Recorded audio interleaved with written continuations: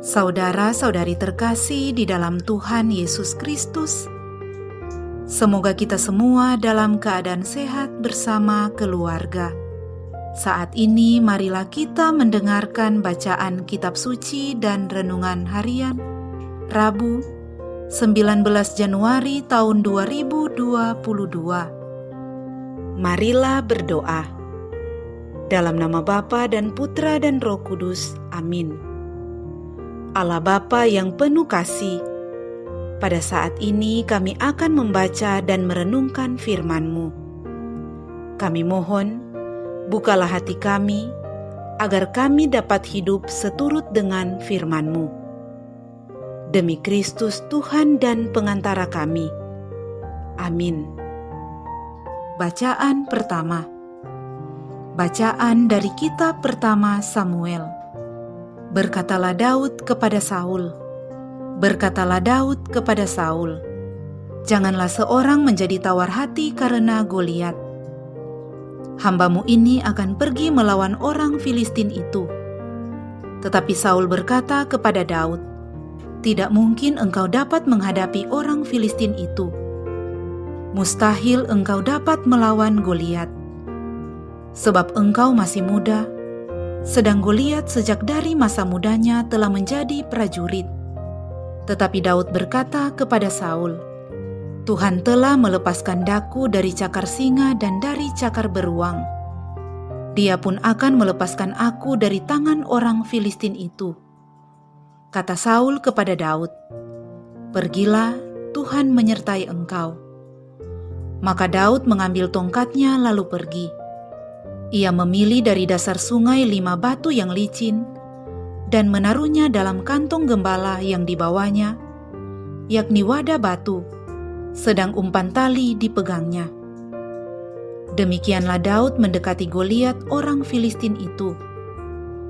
Goliat sendiri makin dekat menghampiri Daud, dan di depannya berjalan orang yang membawa perisainya.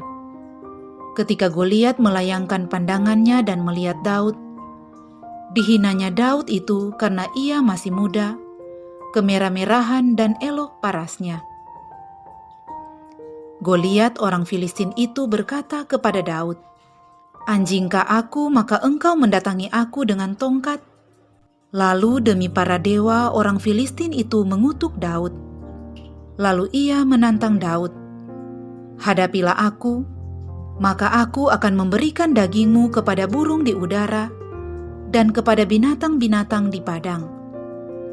Tetapi Daud berkata kepada Goliat orang Filistin itu, engkau mendatangi aku dengan pedang, tombak serta lembing, tetapi aku mendatangi engkau dengan nama Tuhan semesta alam, Allah segala barisan Israel yang kau tantang itu. Hari ini juga Tuhan akan menyerahkan engkau ke dalam tanganku. Aku akan mengalahkan engkau dan memenggal putus kepalamu. Hari ini juga aku akan memberikan mayatmu dan mayat tentara orang Filistin kepada burung-burung di udara dan binatang-binatang liar, supaya seluruh bumi tahu bahwa Israel mempunyai Allah, dan supaya segenap jemaah ini tahu bahwa Tuhan menyelamatkan bukan dengan pedang atau lembing. Sebab di tangan Tuhanlah pertempuran, dan ia akan menyerahkan kamu ke dalam tangan kami. Ketika orang Filistin itu bergerak maju menyongsong Daud, segera larilah Daud ke barisan musuh menghadapi Goliat. Lalu Daud memasukkan tangannya ke dalam kantong batu. Diambilnyalah sebuah batu, lalu diumbankannya. Maka kenalah dahi Goliat, dan terjerumuslah ia dengan mukanya ke tanah. Demikianlah Daud mengalahkan orang Filistin itu dengan umpan dan batu. Ia mengalahkan Goliat dan membunuhnya tanpa pedang di tangan. Daud berlari mendapatkan orang Filistin itu, lalu berdiri di sebelahnya. Diambilnyalah pedang Goliat, dihunusnya dari sarungnya, lalu ia menghabisi Goliat. Dipancungnyalah kepala Goliat dengan pedangnya sendiri. Demikianlah sabda Tuhan. Syukur kepada Allah. Bacaan Injil. Inilah Injil suci menurut Markus. Dimuliakanlah Tuhan. Pada suatu hari Sabat, Yesus masuk ke rumah ibadat. Di situ ada seorang yang mati sebelah tangannya. Orang-orang Farisi mengamat-amati Yesus. Kalau-kalau ia menyembuhkan orang itu pada hari Sabat, supaya mereka dapat mempersalahkan dia. Kata Yesus kepada orang yang mati sebelah tangannya itu, "Mari, berdirilah di tengah." Kemudian Yesus berkata kepada mereka, "Manakah yang diperbolehkan pada hari Sabat? Berbuat baik atau berbuat jahat? Menyelamatkan nyawa orang atau membunuh orang?" Tetapi mereka itu diam saja. Ia berduka cita karena kedegilan mereka, dan dengan marah ia memandang sekelilingnya kepada mereka, lalu ia berkata kepada orang itu, "Ulurkanlah tanganmu." Dan ia mengulurkannya, maka sembuhlah tangannya itu. Lalu keluarlah orang-orang Farisi dan segera bersekongkol dengan orang-orang Herodian untuk membunuh dia. Demikianlah sabda Tuhan. Terpujilah Kristus. Saudara-saudari terkasih di dalam Tuhan Yesus Kristus, renungan kita di saat ini diberi judul Menghargai Manusia di Atas Aturan. Saudara-saudari terkasih, bagi orang Yahudi, ada banyak aturan keagamaan yang mengikat di dalam kehidupan mereka, yang berdasarkan pada hukum Taurat. Salah satu tujuan dari aturan tersebut adalah untuk mewujudkan kebaikan bersama. Saudara-saudari terkasih, pada bacaan Injil hari ini, kita melihat bagaimana orang-orang Farisi menggunakan hukum Taurat untuk menjebak Tuhan Yesus. Tuhan Yesus diperhadapkan dengan salah satu hukum yang sangat sakral dalam hukum Taurat, yaitu Sabat. Di sini kehadiran kaum Farisi dalam rumah ibadat tidak memberikan dampak positif karena mereka sedang bersiasat untuk membuat kegaduhan. Mereka mengamat-amati Yesus dan menunggu kesempatan yang tepat untuk menyalahkan dan membunuh Yesus. Waktu yang ditunggu-tunggu pun tiba. Pada hari Sabat, Yesus berjumpa dengan seseorang yang sebelah tangannya lumpuh di rumah ibadat. Orang-orang Farisi memahami bahwa belas kasihan Yesus terhadap orang yang membutuhkan pertolongan akan mendorong dirinya bertindak untuk menyembuhkannya. Menyembuhkan orang menurut aturan Taurat dapat dikategorikan sebagai kerja.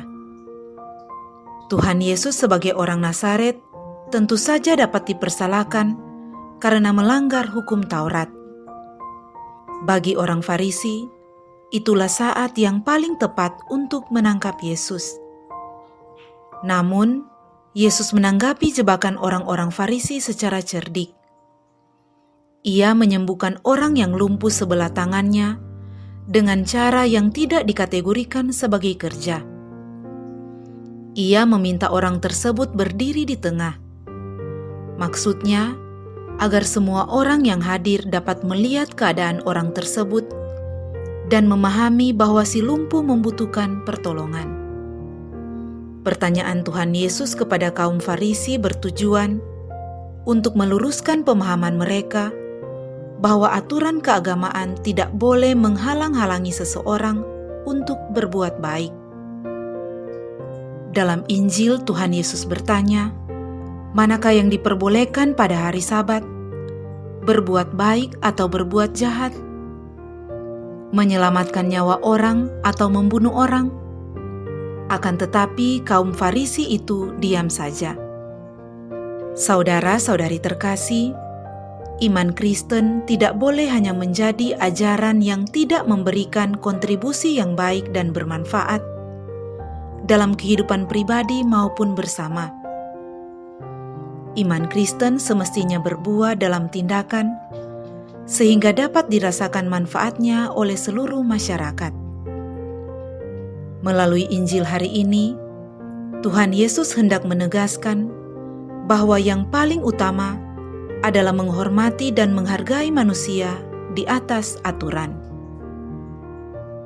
Melalui tindakan kita, marilah kita wujudkan bahwa kita mengasihi Allah, juga mengasihi sesama manusia. Marilah berdoa. Allah Bapa Maha Penyayang, kami mohon, semoga dengan teladan cinta kasih-Mu, mendorong kami melayani sesama kami, khususnya mereka yang lemah dan menderita. Dengan pengantaraan Kristus Tuhan kami. Amin. Dalam nama Bapa dan Putra dan Roh Kudus. Amin.